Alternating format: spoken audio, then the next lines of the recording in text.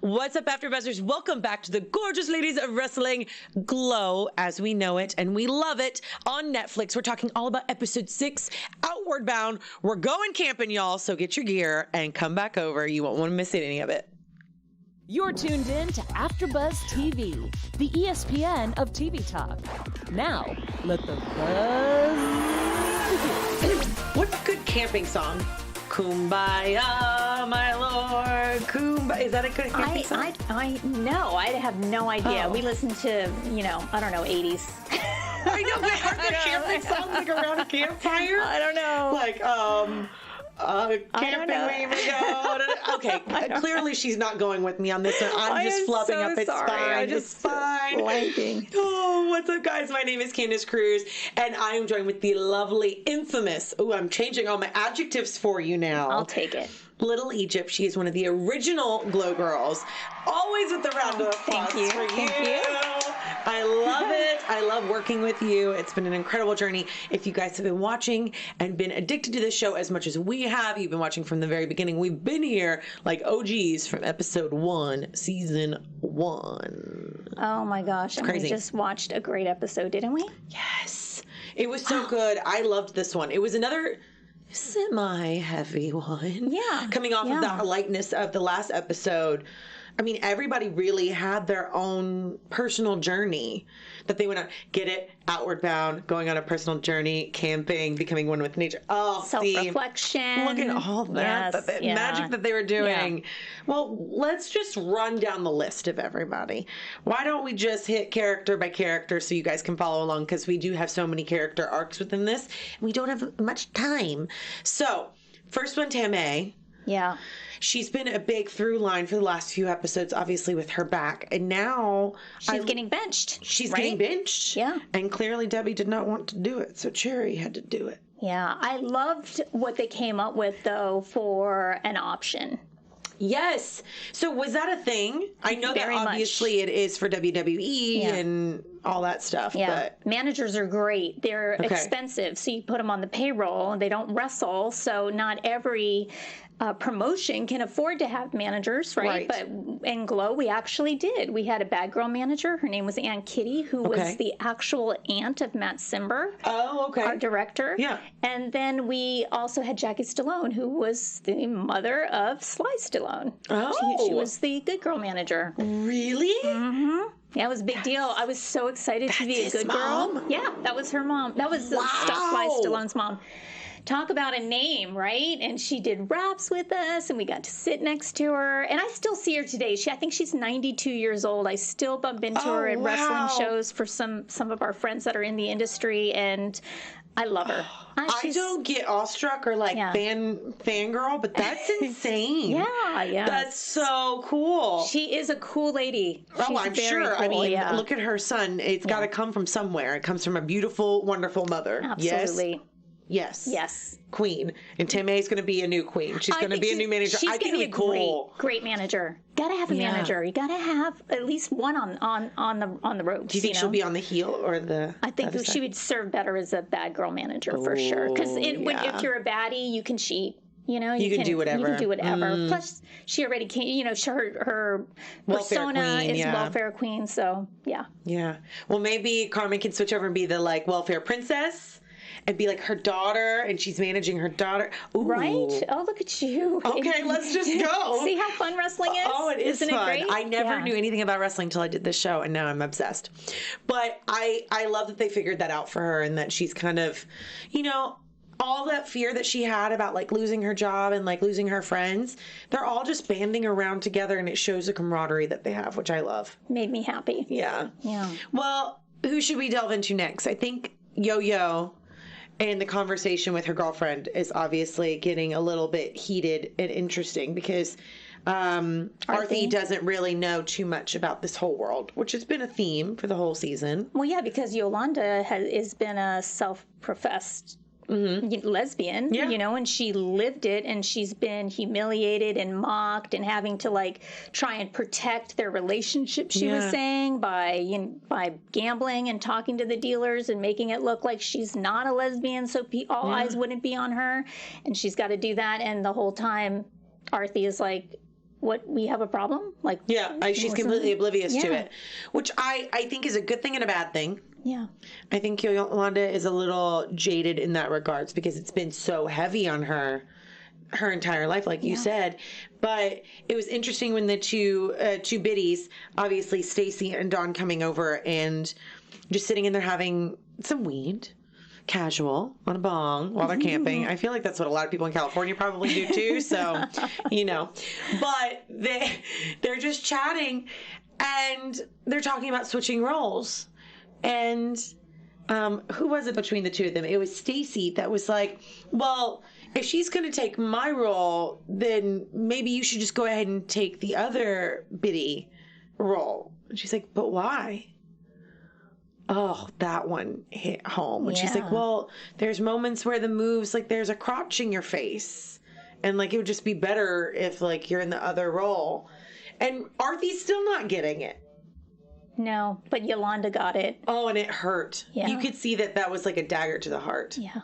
Yeah. She's like, I'll stick with junk change, thanks. So she immediately sees these two girls now as homophobic. She sees Stacy and Dawn. Do you think they are? I think Yolanda said it best in the tent. When people show you who they are, you got to believe them. Wow. I know. That was a killer line. I mean, it's one of those things that, like, I don't know if it's the times. I don't know if they're actually, like, if they lived in this time, if they would have been homophobic. I don't know. But I think it comes down to ignorance, too. Of, like, not every man is into you if you are straight. Not every woman is into you if you're straight. Not every lesbian is into you if you are gay. Not every gay man is into you if you're gay. It does not matter. That just, like, I don't know why people automatically, like, she's assuming that something's going to happen because Yolanda is gay. They've been on the same team for how long?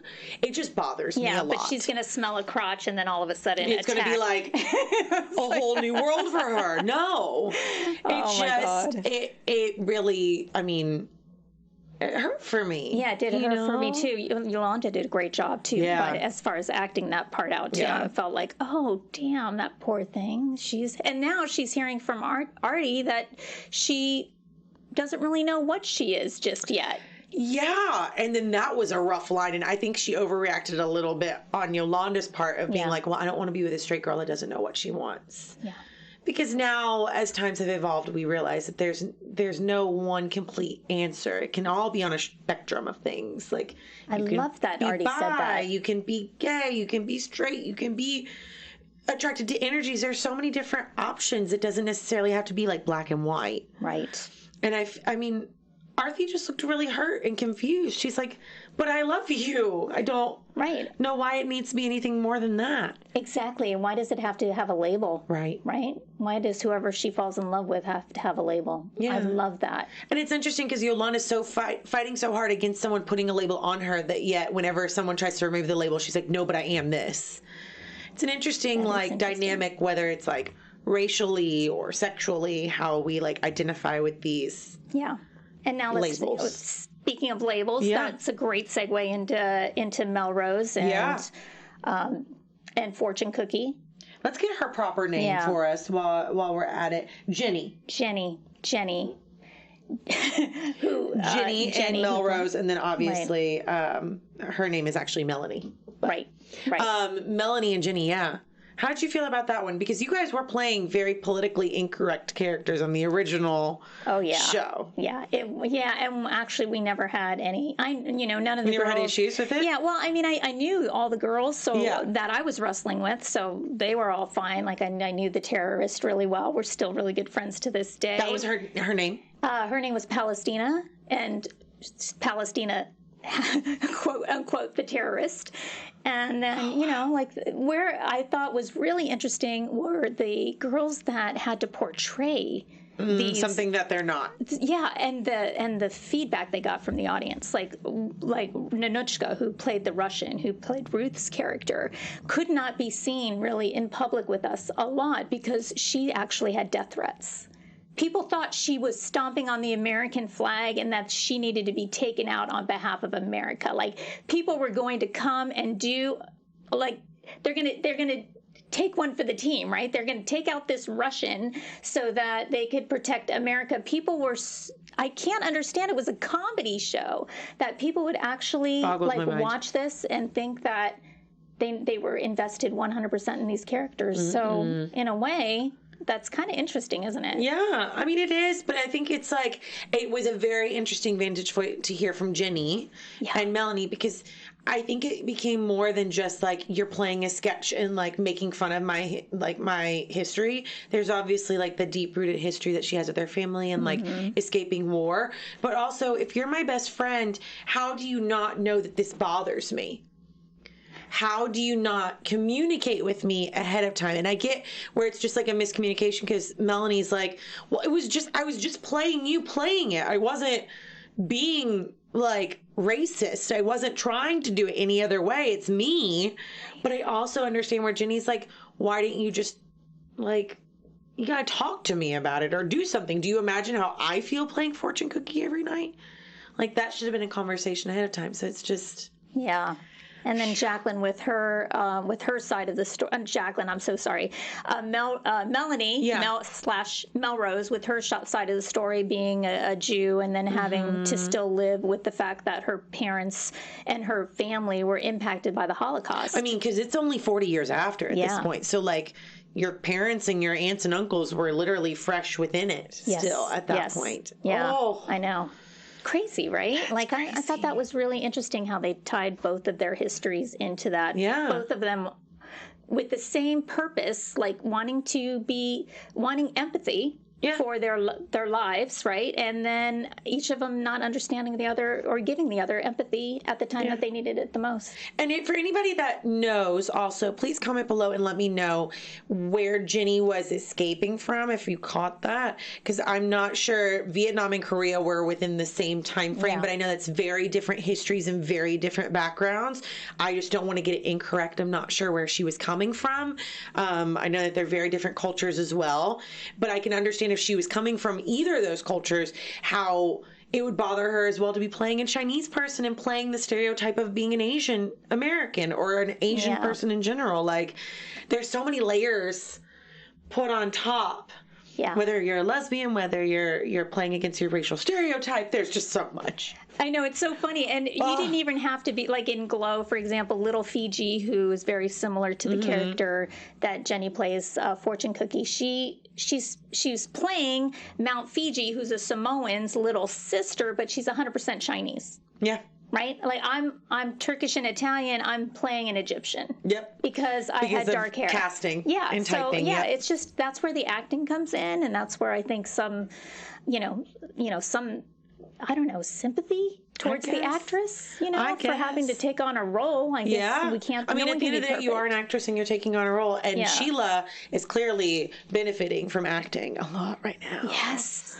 She's going on this excursion and sees this wolf come out, like a hallucination. Is that what we decided it was? Yeah, I think it was her spirit animal manifested itself at the time that she's about ready to dehydrate and pass out. So she sees her spirit animal. She's hiking with Reggie up the mountain, And then, it looks like the wolf, like, looks at her, thanks her, and then kind of walks away. Yeah. What do you think? That was her moment of, like, letting it go. That's what I'm thinking. I don't know. So beautiful. Yeah. Oh, I love that. Thank you. I love the sound effects. It was great. And that was such a, like, transcending moment for her character, too. Because it's been a little arc as well, just like Tamme's had her arc. We kind of predicted that this was going to happen for Sheila. But now, like, to see her come by Ruth and just take it off and throw it in the fire. I cried. Did you see me crying? No, I didn't. Oh, but I was like tears streaming. I looked over at you and you were like at the edge of your seat. Your back wasn't up against it. You were sitting on the edge, leaning forward. If you could go into the screen, you would have done it. You were right there. That's my thing, I guess, being an actor, to see someone like really lose themselves in a role. That's what every actor dreams of. And you dream of being able to have a role that people will sit like that. Yes. And they did it. Like, I was just so good, and I felt every emotion and saw every emotion without them even doing anything. It was just so good. And like, even the way that Ruth looks at her, that moment was beautiful, where she just looks at her and she's like, yeah, I'm like, she didn't even have to say she was proud of her. No. But you could see the proudness on her face. Is that a word? We're gonna and pride. you're talking about when she rips off her wig and she takes off her clothes and throws it on the fire. Throws a costume. And I'm so glad because, you know, we're in season 3 now, and you don't want things to get stale. You do want to see these characters move on and evolve. And yes, I don't think it would have legs if it didn't. So I'm glad for it. Yeah, I couldn't relate to the character myself for 3 seasons. Like it was in a box. You know, she could only go so far with it, and now she gets to come out of the box. Yes. And I'm excited to see if she continues being Liza. Wouldn't that be fun? That would be so fun. I love that character. Oh, and her delve into acting even more. Yes. Well, the last bit is obviously our 2 actresses, Debbie and Ruth. They've gotten lost. Which I also said to Little Egypt, I was like, if they had cell phones, this would not be an issue at all. Like, they would not be lost. You just call someone, and if anything, you don't have service, you just call 911, and someone will come find you. Yeah, exactly. So funny, though, because I loved hiking. I grew up in Las Vegas. I was living there for 35 years and got there in the 4th grade and stayed till my son graduated high school. So seeing Red Rock, and, you know, obviously they weren't hiking in the summer, because right now it's 111 degrees. Oh, no, you can't be hiking. You can't. But it was just the fun times of how simple it is to just get in a car, drive 20 minutes. And then go hiking. And go hiking with your girlfriends. That was we've got Runyon. We can go to Runyon over here. I've never been. You'll have to take me. Listen, if you're an LA native, you know Runyon. You got to go to Runyon. I'm not a native. So I know we got to go. Yes. So we're going to go to Runyon next time, and we'll have our own adventure. Okay. We won't get lost. Yeah. It's very simple. It's like the Disneyland of hiking trails. But wow, I'm excited. There's a lot of people that go. It's very fun, very, very LA. But the 2 girls get lost, and I love Debbie's full monologue of like, and this is what my epitaph will read. I've done this, I've done this, I've done this, I've done this. And then poor Ruth is like, well, a soap opera star and an unknown were found in the desert. Like, can you imagine what that feels like to like always be the cheerleader for someone? Yeah. And then to, at the end of it all, just be like, and I'm the unknown person? Oh, that one hurt. Yeah, but I loved the way Debbie got engaged when Ruth said, Sam loves me. Yes. And she was 100% a bestie. And this is what I would have said. I was like, I'm the same way. I'm like, I don't want to give you my reaction until I know your reaction. So how do you feel about it? And then I'll let you know how I feel about it. Because I'm going to switch and make sure that I support you. Yeah. She's like, I can't read your face in the dark. So are we 1, happy, 2, scared. Was it scared? Was it scared? And then 3, excited. Yeah. And 4, repulsed. Repulsed. And she said 2 and 3. And she's like, wait, 2 and 3, 2 and 3, 2 and 3. Okay, I remember 2 and 3. Scared and excited. Oh. So, so she knew her friend. Come to Jesus moment of like, oh, I can't let this go. I know. We were so happy. You know, we're sitting here being cheering on Sam. Happening. It's happening. And then she goes to the hotel and fluffs her hair up and she's ready to go in and he's checked out. He's gone. Where did he go? Back home. No, he can't go back home yet. I think he went. They said he checked out. He checked out. Well, you know, he's Nash is gone. You know, kind of like territorial. I'm sorry, Bash territorial, and he's really not feeling purpose. In what he's doing. So it's really not about. We even got to talk about Carmen and her relationship with guys, and like obviously Britannica. We're going to get her proper name as well. I know them so much by their character names that it's hard to like switch them over every once in a while. There she is, Rhonda. Mm-hmm. Rhonda and Carmen in the car and like talking about Carmen liking boys, and she's like, "Well, I thought you liked Bash." And like Carmen really talking about how everybody comes into her room whenever someone's hooking up or doing whatever. And she's like, what about me? What if I have someone over? No one assumes that. So that was an interesting little conversation too. Yeah, made me sad and made me want her to find somebody. Yeah. And then what about Rhonda, Britannica? Yeah.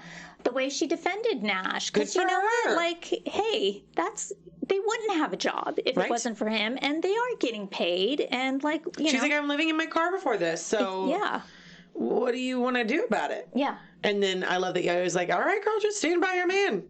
Okay, I get you. It's fine. Yeah. And then obviously now Debbie might be bringing the baby. she might be bringing Brandy. It's such a no-brainer. My son's 26 years old, and they don't really even have memories till they're like 2. Yeah. So 3, maybe 2, 3. Yeah, somewhere around there. We didn't even travel with our son until we knew for sure he could remember it. So somewhere in like the 2nd grade, we're like, this is when we're going to invest in trips. Then we're actually going to do anything, because otherwise it's not even. It's just pictures. Get him in a picture. But really, there's the price that she's got to pay to move her son. The thing is, who's going to take care of him when she's wrestling? And will her past husband be okay with it? What if he doesn't want to be away from the baby? That's true. We're talking different states here. He's not going to quit his job. Right. So I mean, we'll see. And he's attached. I don't. Of course, yeah. So it'll be really interesting to see what happens there. Well, I'm interested to see. I know you guys are too. So finish watching this after show. Hop on back over to Netflix and watch the next episode just like we are. We hope you're enjoying all of our commentary about Glow Season 3. Hop back over to AfterBuzz. You won't want to miss any more of our conversations. Be sure to have your own conversation below in the comment section. My name is Candice Cruz. You can find me on all my social media at Candice R. Cruz. Guys, my name is Little Egypt. You can find me at Little Egypt on Twitter, at Little Egypt on Instagram, and Glow Little Egypt on Facebook. Go down that rabbit hole. Boy, I've been working on albums since 2008, and I will be able to take you on a journey that you're never going to forget. We'll see you guys next time. Bye. Our founder, Keven Undergaro, and me, Maria Menounos, would like to thank you for tuning in to AfterBuzz TV. Remember, we're not just the first, we're the biggest in the world, and we're the only destination for all your favorite TV shows. Whatever you crave, we've got it. So go to AfterBuzzTV.com and check out our lineup. Buzz you later. The views expressed herein are those of the hosts only and do not necessarily reflect the views of AfterBuzz TV or its owners or principals.